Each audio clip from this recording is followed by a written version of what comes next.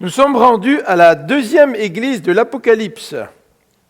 Dans ce livre, l'auteur nous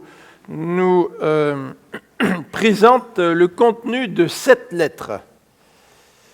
Et la première lettre, nous l'avons vue dimanche dernier, une lettre adressée à l'église d'Éphèse, dans laquelle l'auteur fait un reproche à l'Église, à côté de plusieurs félicitations, bien sûr. L'auteur fait un reproche, et l'auteur parle au nom du Seigneur Jésus, et il dit à l'Église d'Éphèse, « J'ai contre toi, c'est que tu as abandonné ton premier amour. » Et ce matin, nous allons regarder la deuxième église, l'église de Smyrne, et je vous invite à ouvrir dans l'Apocalypse au chapitre 2, et nous allons lire à partir du verset 8. Apocalypse, chapitre 2, à partir du verset 8.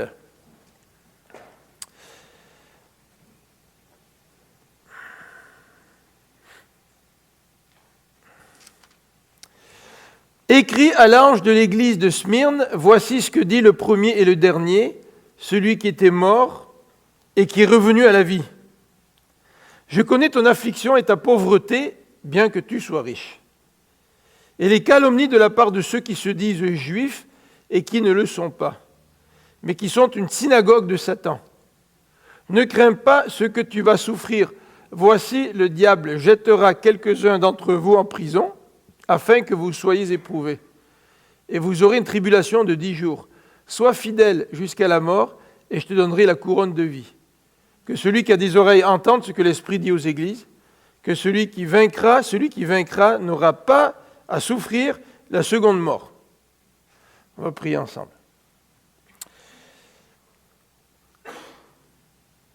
Seigneur notre Dieu, nous voulons te remercier pour ta parole et nous voulons te demander de nous parler au travers de ces 7 églises durant ces quelques semaines. Seigneur, nous avons mentionné qu'au travers de ces 7 lettres, tu poses un diagnostic.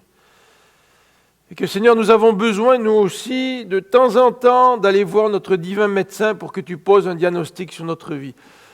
Pas pour nous condamner seulement, mais tu le fais pour pouvoir nous guérir, pour pouvoir nous transformer, pour pouvoir faire de nous de meilleurs serviteurs. Et Seigneur, c'est dans cet esprit que nous voulons rester ce matin en étudiant cette deuxième lettre. Nous voulons nous placer devant toi, nous voulons que tu nous auscultes, nous voulons que tu nous fasses passer des tests spirituels pour pouvoir identifier là où nous en sommes avec toi. Seigneur, nous avons besoin de cela, autant dans le domaine physique, lorsque une fois par année ou une fois aux 16 mois, 18 mois, nous allons voir un médecin pour une vérification générale. Seigneur, nous avons besoin de venir auprès de toi pour que tu puisses nous révéler l'état de notre cœur et nous permettre de grandir avec toi. C'est parfois un processus douloureux, Seigneur. Douloureux pour nous. Mais nous voulons le faire parce que nous voulons que tu nous parles. C'est au nom de Jésus-Christ notre Dieu que nous te faisons cette prière ce matin. Amen. Le deuxième diagnostic dans cette deuxième lettre, il est le suivant. C'est le diagnostic en rapport avec la souffrance. Jean, ou Jésus, par l'intermédiaire de Jean, s'adresse à cette église, regarde la vie spirituelle de l'Église et parle principalement de la souffrance, des persécutions au travers desquelles cette Église est passée. Et ce qui est intéressant d'emblée dans notre introduction, c'est de nous rappeler ce que la parole de Dieu nous dit en rapport avec la souffrance. La parole de Dieu nous dit que la souffrance, c'est la preuve de l'authenticité de notre amour. Vous savez, c'est quand nous souffrons pour quelqu'un qu'on aime que notre amour s'exprime peut-être le mieux. Vous savez, par exemple, là maintenant je suis gêné parce que hier, vous savez qu'est-ce qu'ils ont fait? Hier, ils ont noté toutes les expressions qui reviennent le plus souvent dans ma manière de parler. Là. Alors il y en a une qui est sortie, c'est vous savez. Alors là, il faut que je fasse attention ce matin. Mais c'est ça, hier, pendant notre rencontre, David et puis Sem ont animé une période de questions. Puis c'est durant cette période de questions que certaines choses sont ressorties. Mais toujours est-il, je vais tout de même continuer. Quand on élève un enfant, la qualité de notre amour se manifeste par la souffrance que nous pouvons expérimenter par rapport à cet enfant. C'est vrai qu'élever des enfants, ce n'est pas toujours facile. Mais quand tout va bien, puis que tout marche sur des roulettes, c'est sûr que nous les aimons, mais notre amour ressort davantage dans un contexte de difficulté. Nous pouvons nous rappeler la parabole du fils prodigue.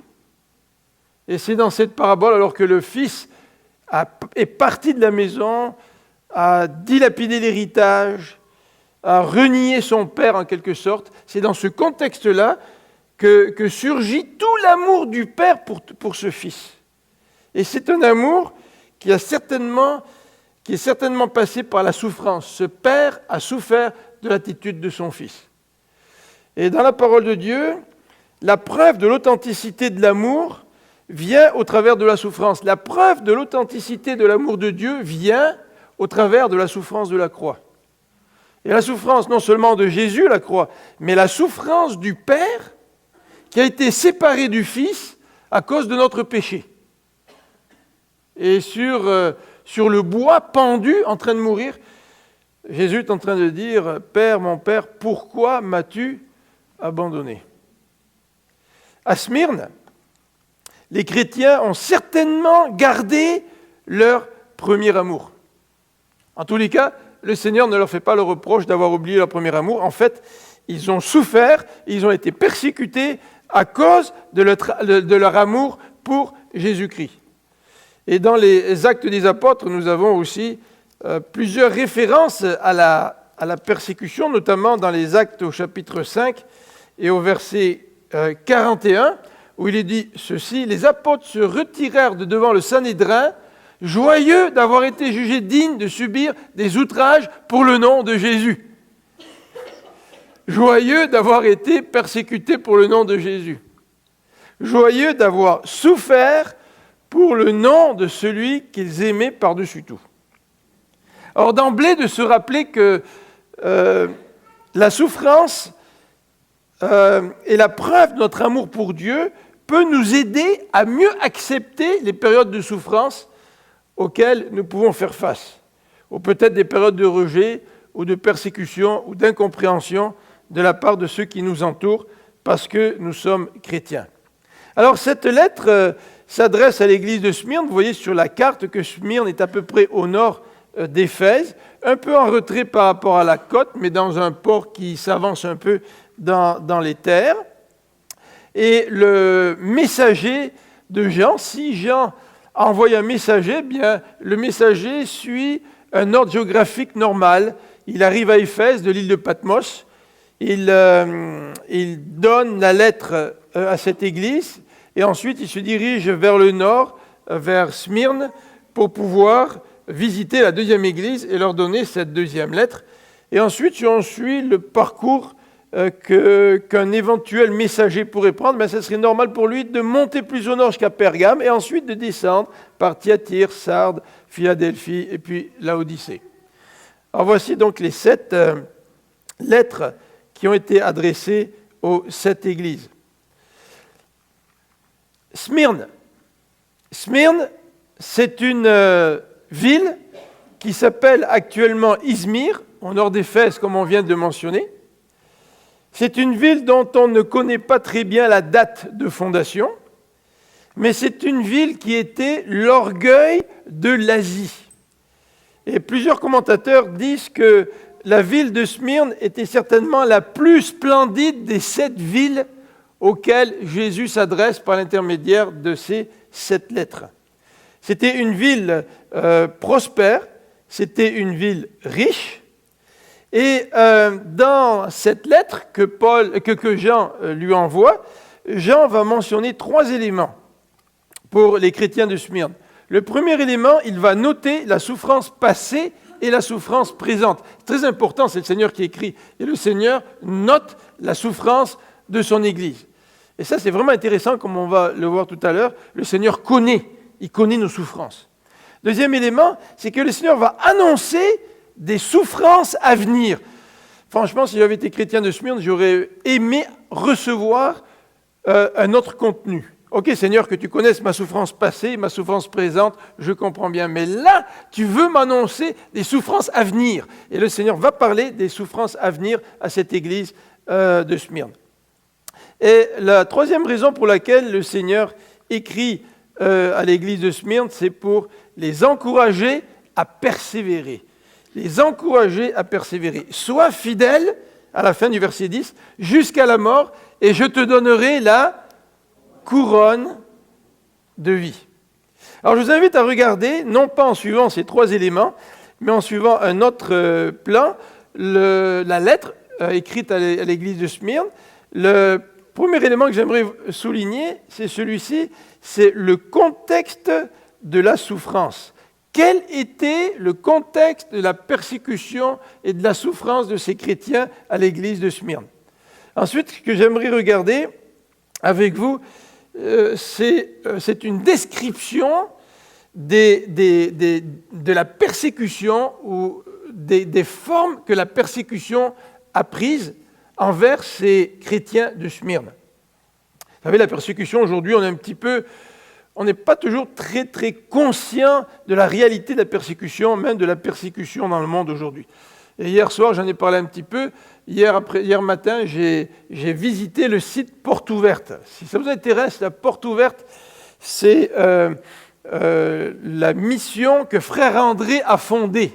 Frère André, ce n'est pas celui dont les béquilles se retrouvent à l'église là, de l'Oratoire, mais Frère André, c'était un chrétien qui avait à cœur de transmettre la parole de Dieu dans les pays fermés, dans les pays communistes.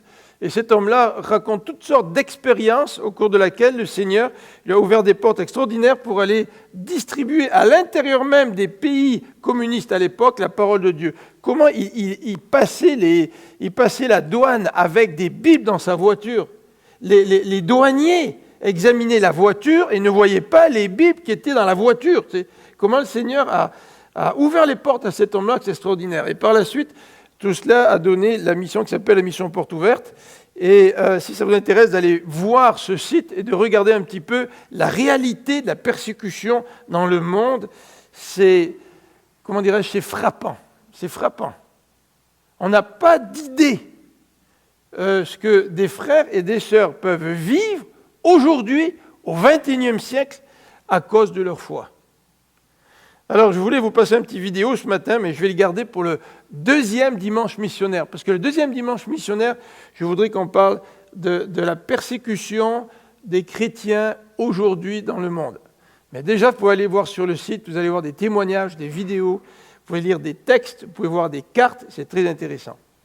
Alors, on regardera les 4 types de persécution de cette église de Smyrne, et ensuite, on terminera par...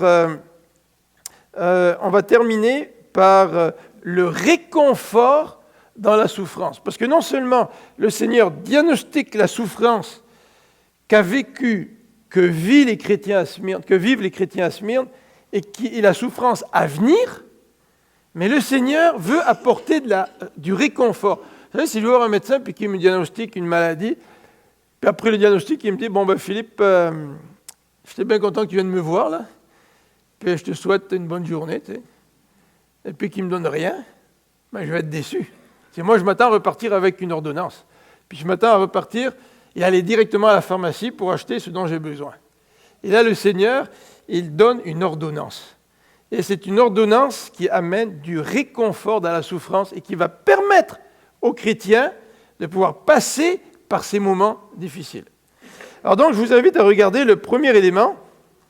Le premier élément, c'est le contexte de la souffrance, et certains aspects ne seront pas nouveaux pour vous, parce qu'on en a déjà un petit peu parlé dimanche dernier. Mais le premier contexte de la souffrance, c'est celui de Christ. On peut le poser sous cette question-là. Christ ou César? Vous savez qu'à l'époque, la question se posait très sérieusement pour les chrétiens.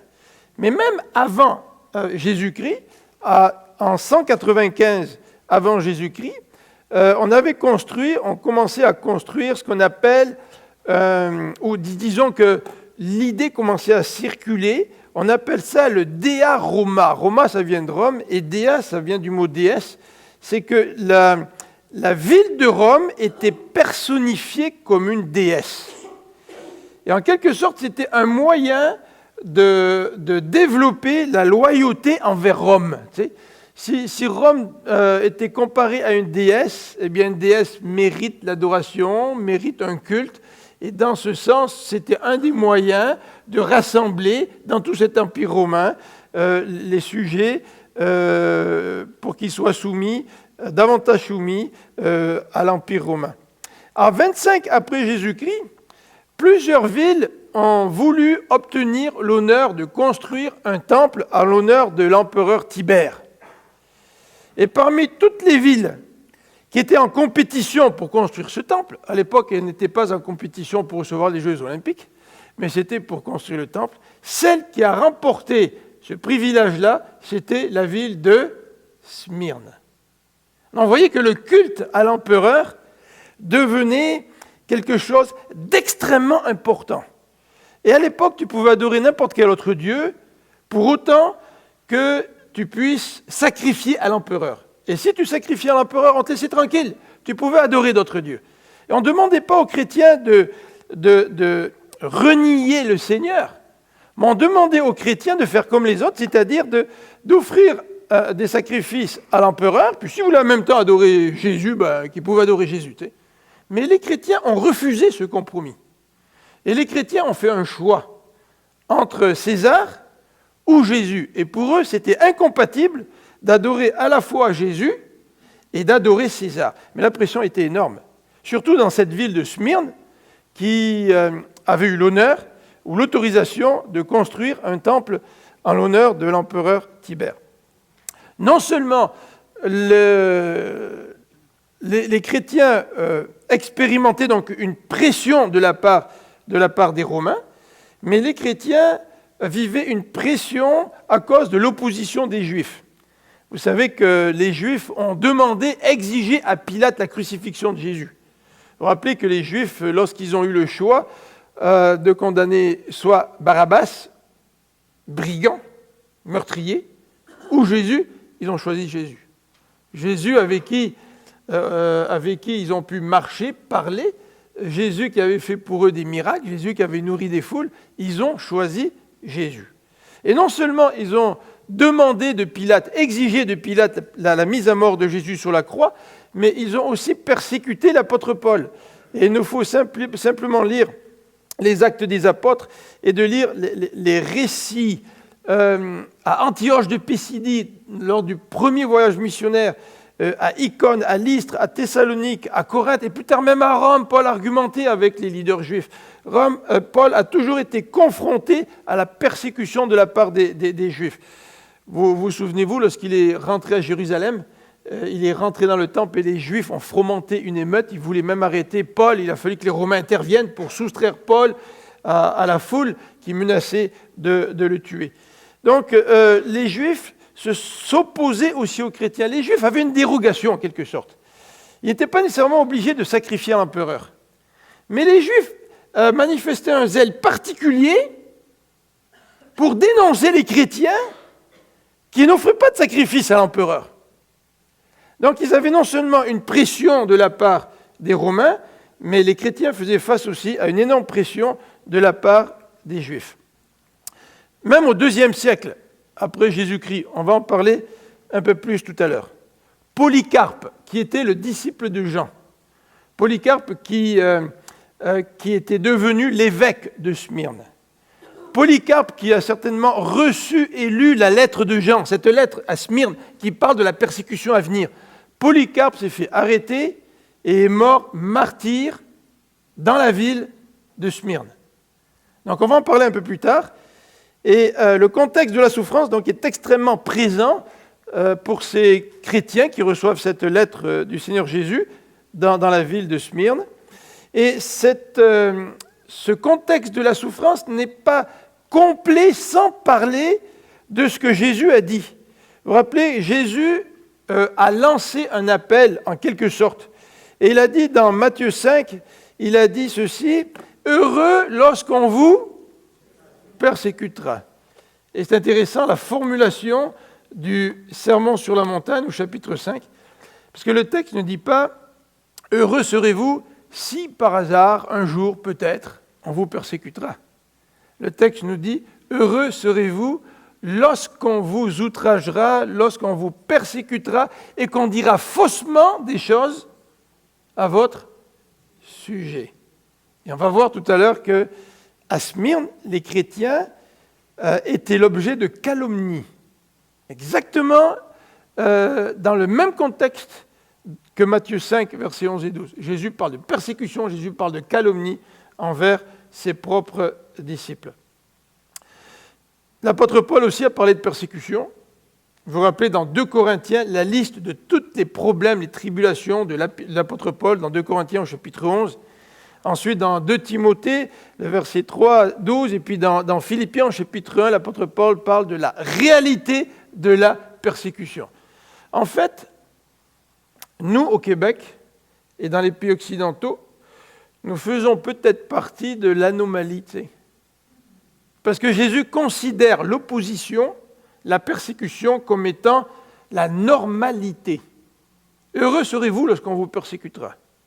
Et certainement, nous, chrétiens, ici au Québec, nous ne connaissons pas la joie d'être persécutés pour le nom de Jésus-Christ.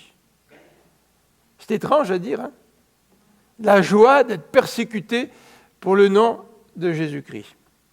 Dietrich Bonhoeffer est un exemple contemporain, ce jeune pasteur allemand qui a choisi de rester en Allemagne après la montée de l'hitlérisme, qui est revenu des États-Unis pour réintégrer son pays d'origine, pour rester avec cette église évangélique qui était persécutée même par les nazis et qui est mort, pendu par les nazis quelques mois avant la libération.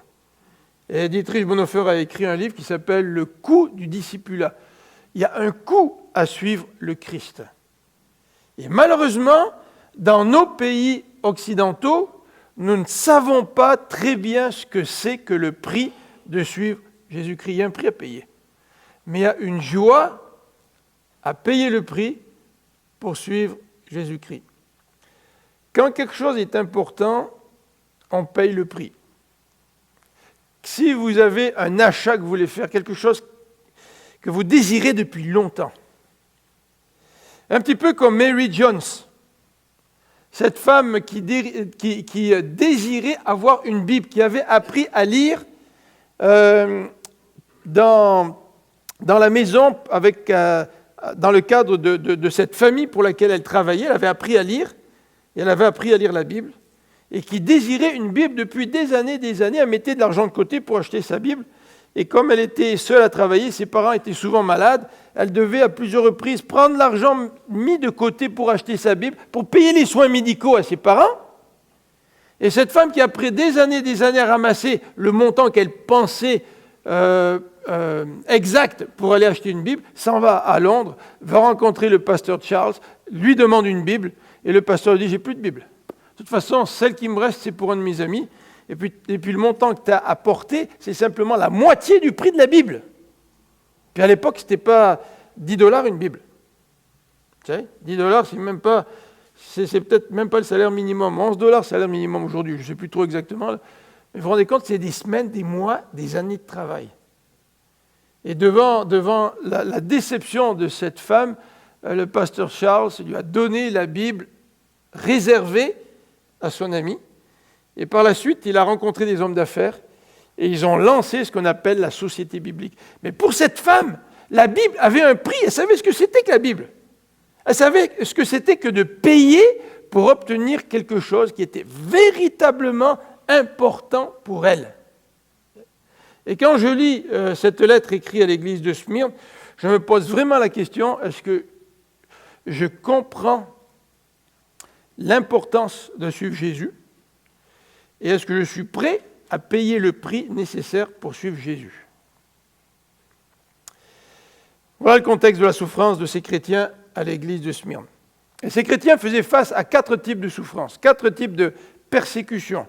Le premier, c'est la pauvreté au verset 9. Verset 9 nous dit « Je connais ton affliction et ta pauvreté ». Alors c'est un petit peu surprenant que Jésus s'adresse aux chrétiens de Smyrne en remarquant leur pauvreté, parce que Smyrne était une ville extrêmement prospère, les joyaux de l'Asie. Peut-être que les chrétiens appartenaient à une couche défavorisée de la société. Peut-être que ces chrétiens s'étaient appauvris par générosité. On peut s'appauvrir par générosité. On peut s'appauvrir en partageant nos biens avec ceux qui n'en ont pas. Peut-être qu'ils s'étaient appauvris par honnêteté. Ce n'est pas toujours payant d'être honnête d'un point de vue financier. C'est peut-être payant sur un autre plan, mais pas sur un point de vue financier. Et aujourd'hui, bien des chrétiens font des compromis dans les affaires au lieu d'être honnêtes, parce qu'ils s'attachent peut-être davantage aux biens matériels qu'à la fidélité envers le Seigneur. Et nous nous plaignons beaucoup aujourd'hui de la corruption, mais beaucoup de gens ont une sensibilité élastique quant à la gestion de leur argent. Et beaucoup de gens ne sont pas tout à fait honnêtes dans la gestion de leur argent. Mais vous savez que l'honnêteté, c'est aussi une preuve de foi. Payer tes impôts, payer tes taxes, être honnête avec tes clients, même si ça ne te rapporte pas toujours, c'est un acte de foi parce que tu sais que le Seigneur prend soin de toi. Et parce que tu sais que ce n'est pas toi qui veux contrôler ta vie pour contrôler ta richesse, mais que c'est le Seigneur qui donne. C'est le Seigneur qui pourvoit. Peut-être que ces chrétiens étaient pauvres parce que leurs maisons ont été pillées. Et dans Hébreux 10, on parle un petit peu de ça. Je ne sais pas si c'était le même contexte que les chrétiens à qui Paul s'adressait, mais peut-être que leurs maisons étaient pillées. D'ailleurs, ce ne serait pas la première fois que les maisons des chrétiens sont pillées au travers des persécutions. Premier type de souffrance, c'était la pauvreté. Même si le texte ne nous dit pas quel genre de pauvreté, ça faisait partie de leur souffrance. Deuxième élément, au verset 9, c'était les calomnies. Les calomnies, à la partie B du verset, les calomnies de la part de ceux qui se disent juifs et ne le sont pas, mais qui sont une synagogue de Satan. Et comme j'ai dit tout à l'heure, la calomnie faisait partie, ou a été inclus dans les paroles de Jésus dans le Sermon sur la montagne. Heureux ceux qui seront persécutés et qui seront calomniés. S'il y a quelque chose qu'on n'aime pas, c'est la calomnie. S'il y a quelque chose qu'on n'aime pas, c'est d'être l'objet de la calomnie. Parce que peut-être qu'on aime parfois, nous, un petit peu calomnier les autres. Mais les Juifs faisaient courir de fausses rumeurs sur les premiers chrétiens. En tous les cas, il y a une rumeur qui a couru durant le premier siècle, c'est que les chrétiens étaient des cannibales. Alors, je ne sais pas si c'est les Juifs qui ont parti cette rumeur-là, mais cette rumeur disait que les chrétiens étaient des cannibales parce qu'ils mangeaient le corps et qu'ils buvaient le sang de Christ. Et ce qui est tout à fait remarquable, c'est que malgré cette fausse accusation de cannibalisme, est-ce que ça empêchait l'Évangile de progresser? Absolument pas. C'est que le témoignage des chrétiens était tel que malgré les calomnies, l'Église grandissait et un tas de gens venaient au Seigneur. Donc les calomnies, bien sûr que les calomnies, c'est une arme redoutable. Les ennemis de Jérémie, ils ont dit « Venez, on va tuer Jérémie avec la langue ». Jacques nous dit que la langue, c'est un membre qu'on ne peut pas dompter, qu'on ne peut pas contrôler. C'est extrêmement difficile de contrôler la langue. Et ici, dans ce passage, Jésus ajoute une description par rapport à ceux qui calomnient. Ce sont des gens qui se disent juifs et qui ne le sont pas et qui sont une synagogue de Satan. De qui parle-t-il? il est en train de parler des Juifs. Et d'ailleurs, dans le Nouveau Testament, dans Romains, l'apôtre Paul parle des Juifs qui pensent être vraiment des Juifs de cœur, mais en fait, qui ne le sont pas. Et Jésus lui-même dit dans les évangiles que Satan, c'est le père du mensonge. Donc, ce n'est pas étonnant que les chrétiens fassent face en quelque sorte à la calomnie, au mensonge, parce que Satan lui-même, c'est un accusateur qui ment, et il veut accuser les chrétiens, il veut détruire, et ça fait partie de son objectif.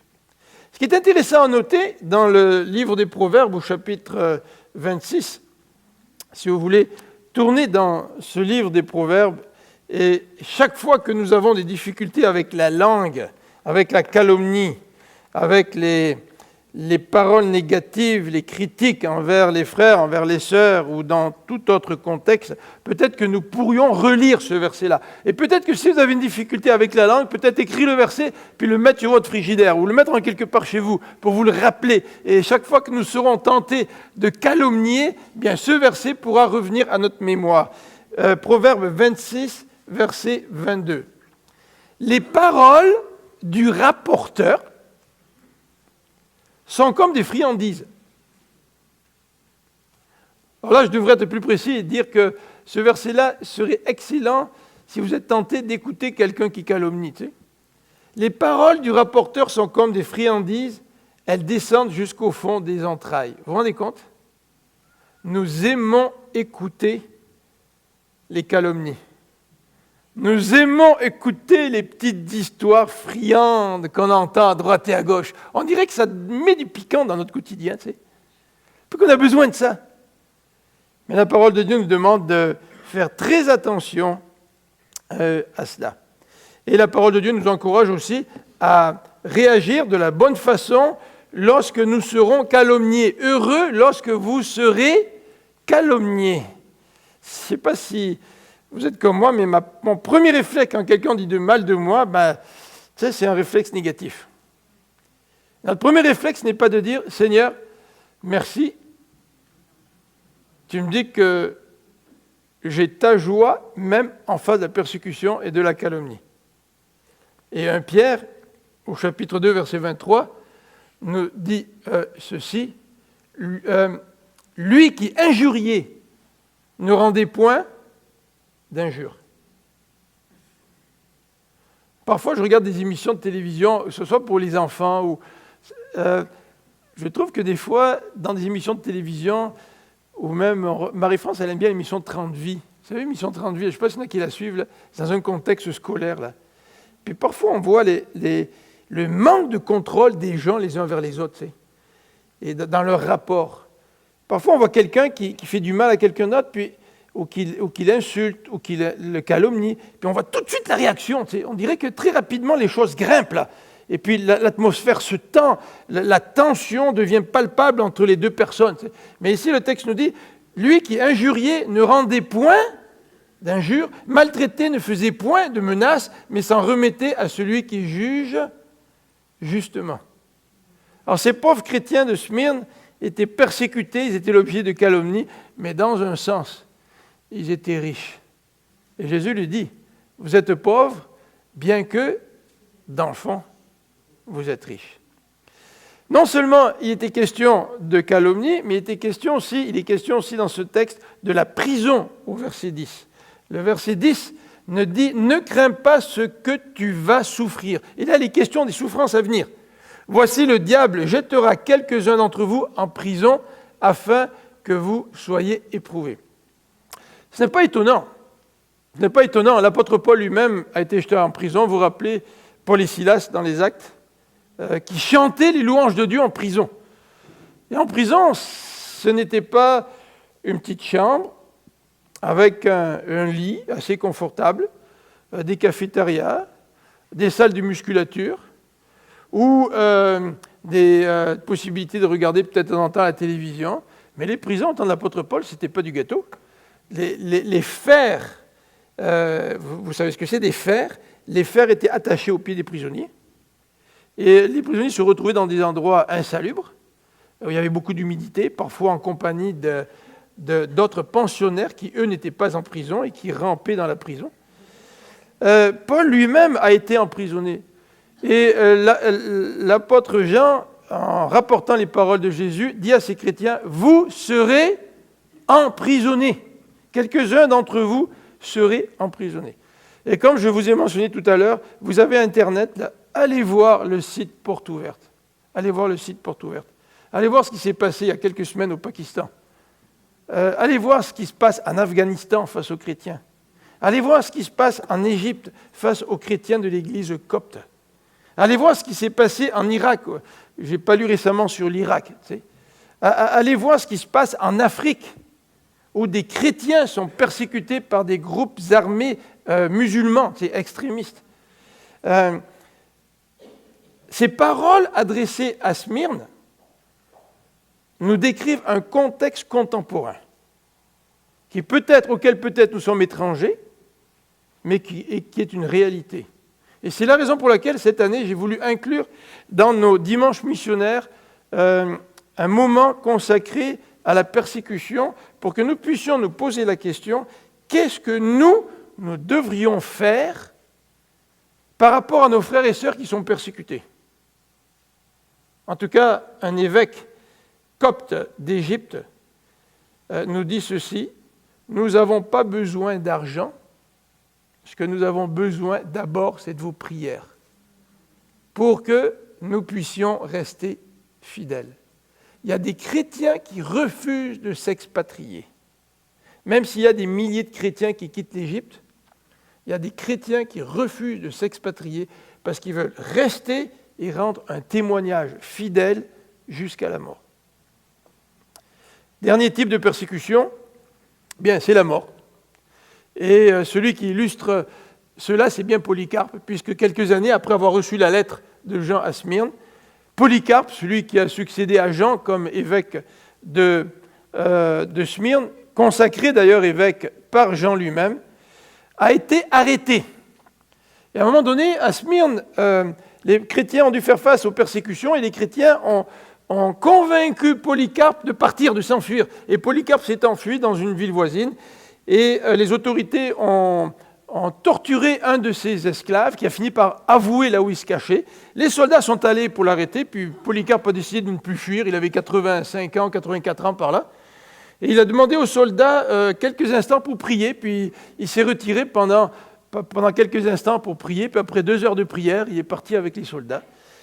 Et à cause de son âge avancé, les soldats vraiment prenaient Polycarpe en pitié et puis essayaient de le convaincre de toutes les manières possibles. Écoute, à cause de ton âge, écoute, prête allégeance à César, tu sais. Puis après tu seras libéré, tu pourras suivre le Christ, tu sais. Et même lorsque, en arrivant à Smyrne, il a été accueilli, il est monté sur le char des dirigeants de la ville, puis eux-mêmes ont essayé de convaincre Polycarpe de sacrifier à l'empereur, et devant sa fermeté, ils l'ont poussé du char, Polycarpe est tombé par terre, les soldats l'ont rattrapé, ils l'ont amené devant les autorités, et là Polycarpe a dit ceci, ça fait des années, toute ma vie, j'ai suivi le Christ, et il ne m'a jamais fait aucun mal. Est-ce que je peux le renier aujourd'hui?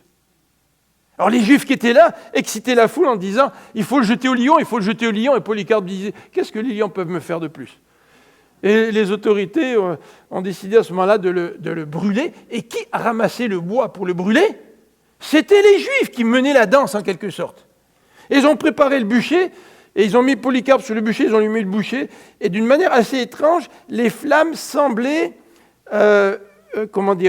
souffler à l'entour de Polycarpe, mais pas vraiment, c'est le brûler là. Et un des soldats a décidé de sortir son épée et de le mettre à mort. La mort.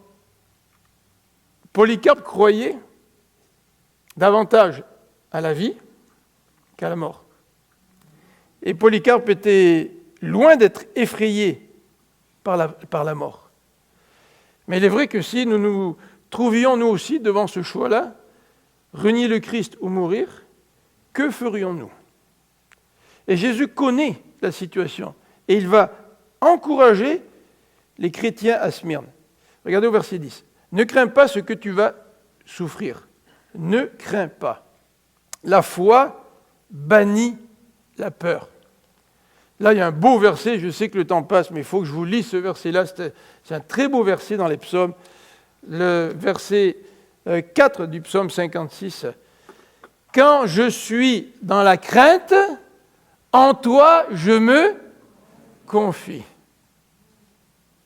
Qui peut bannir la crainte si ce n'est pas le Seigneur Jésus? La foi bannit la crainte. Ce qui est intéressant, c'est que dans le Nouveau Testament, c'est le même mot pour la foi ou la fidélité, pistis, c'est le même mot. Et on ne peut être fidèle que dans la mesure où nous avons une foi en Jésus-Christ. Et là, le Seigneur va encourager son Église, et il va encourager son Église en se présentant, lui, comme l'objet de la foi. En quelque sorte, Jésus est en train de dire, vous allez être persécutés, vous allez être mis en prison, quelques-uns vont mourir, mais la seule manière d'être encouragé, c'est de regarder à qui je suis. Et regardons rapidement comment Christ se présente dans cette lettre à l'église de Smyrne. Première caractéristique, le Seigneur est éternel au verset 8. Et je vais passer rapidement, parce que le temps passe, mais l'éternité de Jésus-Christ est extraordinaire. Il ne change pas, notre Seigneur. Sa parole ne change pas. Ses promesses ne changent pas. Et c'est très encourageant de savoir que Jésus est l'alpha et l'oméga, en particulier dans les moments de persécution. Jésus est victorieux, nous dit le verset 8. Jésus a vaincu la mort. Jésus est mort pour vivre. Nous vivons pour mourir. Et à moins de devenir chrétiens et de recevoir le Seigneur dans notre vie, nous ne pouvons pas espérer une résurrection pour la vie après notre mort. Mais quel encouragement de savoir que celui que nous suivons, c'est quelqu'un de victorieux. C'est quelqu'un d'omniscient. Il sait tout, le Seigneur. Je connais vos souffrances. C'est extraordinaire d'avoir quelqu'un qui comprend, qui nous comprend. Mais il y a quelqu'un qui nous comprend mieux que notre meilleur ami. Il y a quelqu'un qui nous comprend mieux que notre époux, notre épouse. Et pourquoi, si c'est le cas, ne venons pas à lui en premier lieu et à chercher en lui le réconfort dans les épreuves et notamment les persécutions. 3 autres caractéristiques sont celles-ci, c'est que le Seigneur a une perception très juste de qui nous sommes et il donne ce diagnostic à l'église de Smyrne en disant « Je sais que tu es pauvre, bien que tu sois riche. » Vous savez, quand on est persécuté, là, la tendance est de devoir s'apitoyer sur nous-mêmes. Tu sais. Mais le Seigneur nous dit, c'est vrai qu'aux yeux des hommes, tu es pauvre, mais en fait, tu es bien plus riche que tu penses. Et la Bible nous parle de toutes les richesses que nous avons en Jésus-Christ. Je me demande si parfois, nous ne sommes pas comme celui qui a un riche héritage à la banque et qui continue à mendier au bord de la route. En tant que chrétiens, nous avons des richesses en Jésus-Christ. Est-ce que nous sommes capables de saisir ces richesses-là et de vivre la richesse que Christ nous promet? Le Seigneur est au contrôle, verset 10. Il dit, vous serez en prison, vous serez éprouvés, mais vous aurez une tribulation de 10 jours. Le Seigneur contrôle. Il contrôle Satan qui vient tester Job dans son corps. Nous ne sommes pas testés ou persécutés au-delà de nos forces. Le Seigneur le sait et il contrôle tout cela. Et le Seigneur nous éprouve, nous dit le verset 10, il est intentionnel afin que donc vous serez éprouvés, mais sois fidèles jusqu'à la mort. Satan, lui, il veut nous tester pour nous faire tomber. Jésus permet la persécution et l'épreuve pour que nous soyons beaucoup plus forts, solides, dans une communion étroite avec lui.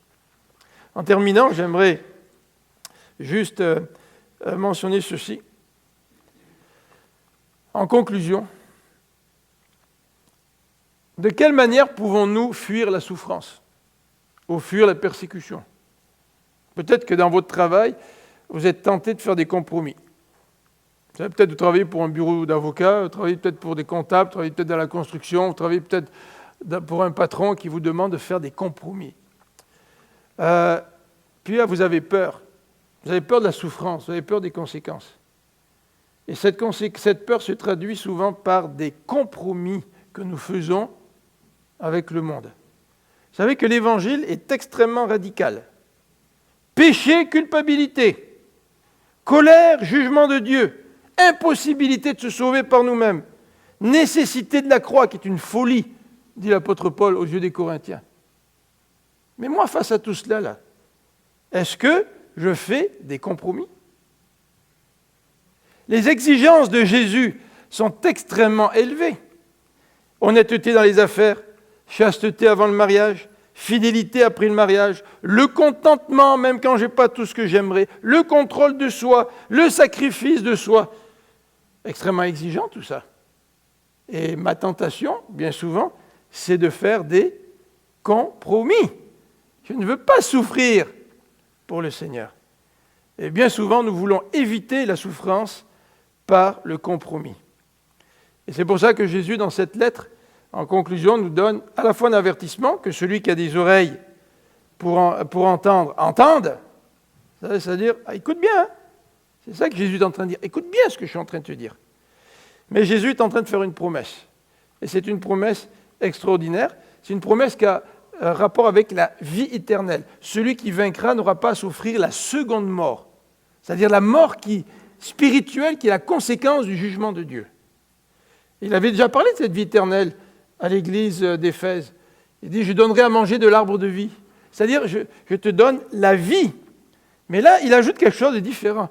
Il est en train de dire, Jésus, si tu es vainqueur, parce que la vie chrétienne, c'est d'être vainqueur, je te remettrai un trophée. Et Smyrne savait de quoi on parlait. Il y avait une arène à Smyrne, il y avait des jeux à Smyrne. Et de décrire la vie chrétienne comme une compétition, une lutte, un combat, afin que nous soyons vainqueurs, afin que nous recevions un trophée, est un élément bien nouveau pour nous chrétiens aujourd'hui. Est-ce que nous considérons la vie chrétienne comme une épreuve dont il faut remporter le prix? Est-ce que nous vivons avec cette attitude-là dans notre vie chrétienne? On va prier ensemble.